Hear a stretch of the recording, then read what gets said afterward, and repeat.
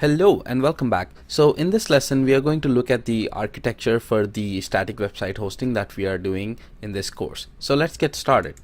So here's the architecture diagram and the different components that we are going to create in this course.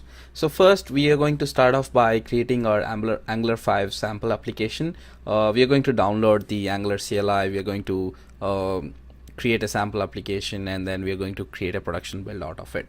So once we finish that part, then we'll go to the S3 part and we'll create the S3 bucket, and then we'll configure it to have static hosting enabled, and we'll do all the other permission setup that would allow us to access the S3 bucket by the users and browse our Angular 5 sample application. So once we finish the S3 part, then we'll go ahead and create the Cloudfront distribution, wherein the Cloudfront distribution is a caching solution which AWS provides us, and this and then we'll log that down so that the S3 is only accessible via Cloudfront and no one else can directly access it.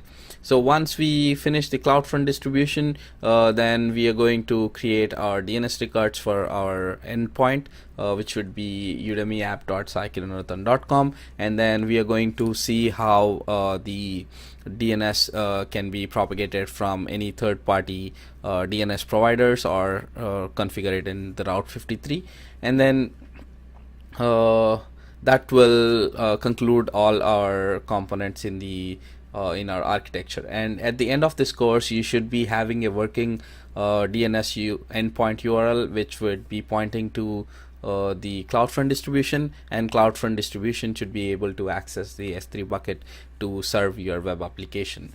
So I'm really excited to begin the course. So I'll see you in the next lesson. Thanks. Bye bye.